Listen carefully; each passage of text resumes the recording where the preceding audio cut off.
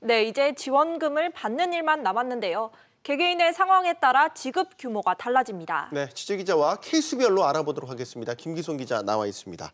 김 기자, 일단 한 사람이 여러 사업장을 운영하는 그런 경우도 적지 않은데 이때 지원금은 어떻게 받게 되는 거죠? 네, 일단 최대 2배의 지원금 받을 수 있는데요. 네. 예를 들어서 수도권에서 헬스장 4곳을 운영하면 헬스장 지원 금액 500만 원의 2배인 1,000만 원을 받을 수 있고 여기에 전기요금 감면분까지 더해서 최대 1,180만 원을 지원받게 됩니다.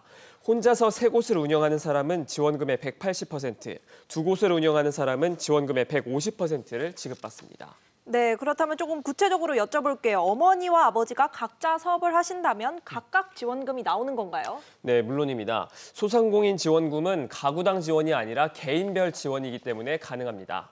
아버지는 노래방, 어머니는 헬스장을 운영할 경우 한 곳씩 각각 운영할 경우 이 가정은 500만 원씩 모두 1,000만 원의 지원금을 받을 수 있습니다. 네, 자 프리랜서, 특수고용직들도 있지 않습니까? 이 경우는 어떻게 지원받게 됩니까? 네, 50만 원에서 100만 원의 지원금을 받을 수 있습니다.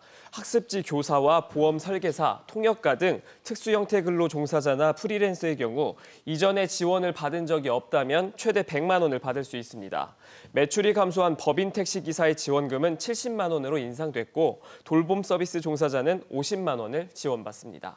네, 재정 이야기를 안 할 수가 없을 것 같은데 이번 추경 가운데 10조 원가량은 국채 발행으로 충당을 한다고 들었어요. 나라비 우려가 커지면서 여당에서도 증세 이야기가 나오는데 어떤 방식인가요?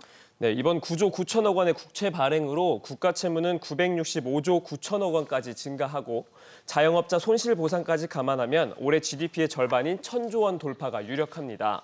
여권 일각에서는 증세 이야기가 나오는데 방식은 보편보다는 타깃 증세 방식입니다.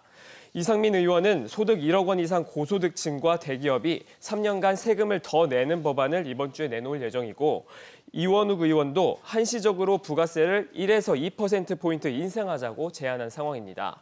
하지만 내년 대선 등 남은 정치 일정을 감안하면 밀어붙이기는 쉽지 않은 상황입니다. 네, 김 기자 잘 들었습니다.